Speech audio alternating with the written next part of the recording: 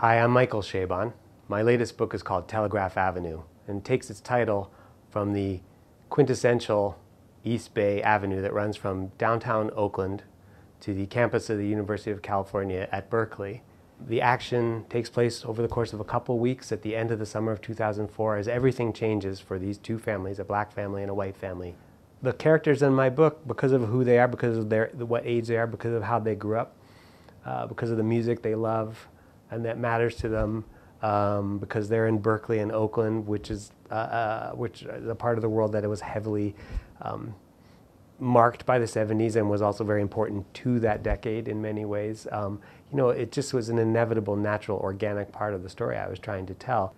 I'm a product of the 70s. I was born in '63, so I did my early years in the 60s, but I really did come of age and come of consciousness and begin to puzzle out and piece together an understanding of the world in the 1970s. And that was a time,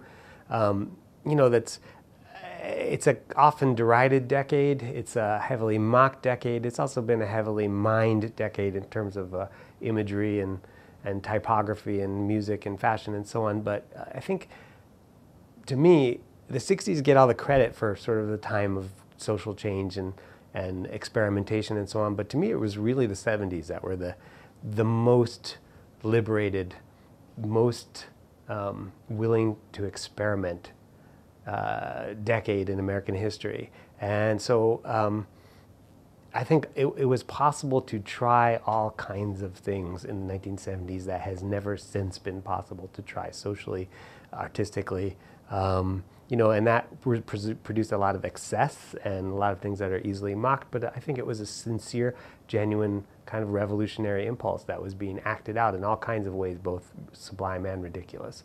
And that sense of willingness to try and fail, I think it forms part of the core of who my characters are and how they understand the world. It just comes, with the territory of